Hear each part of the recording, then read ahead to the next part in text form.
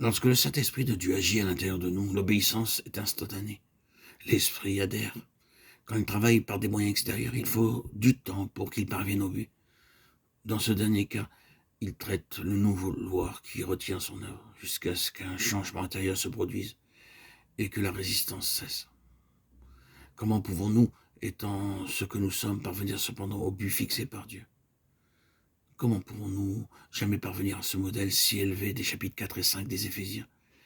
Quelle est donc cette espérance qui nous fera parvenir à l'unité de la foi et à la connaissance du Fils de Dieu? À l'état d'homme parvenu à la maturité, à la mesure de la stature de la plénitude de Christ. Quelle est cette espérance qui fera de l'Église une Église glorieuse, sans tache ni ride, ni rien de semblable? Éphésiens 5, 27. Voilà cette espérance.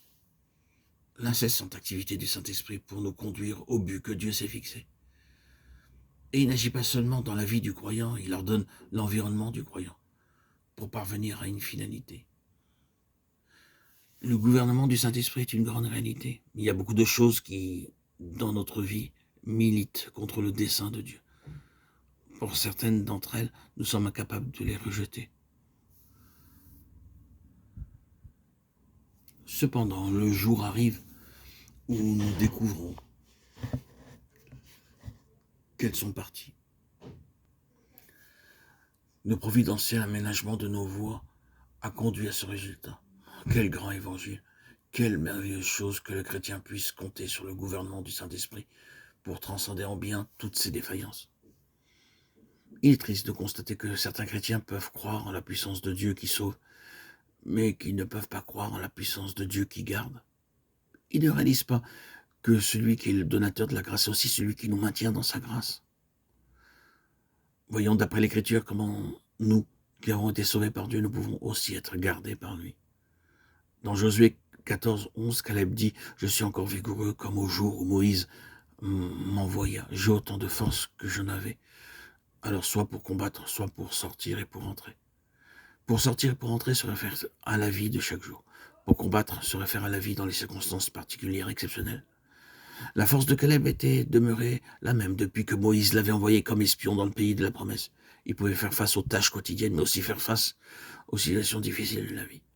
Bien que 40 années se soient écoulées, il était aussi fort que lors de ces jours passés.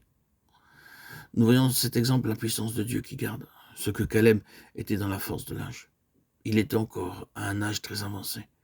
Il était aussi vigoureux à 85 qu'à 40. Il y a une seule explication à cela. Il avait été gardé par Dieu.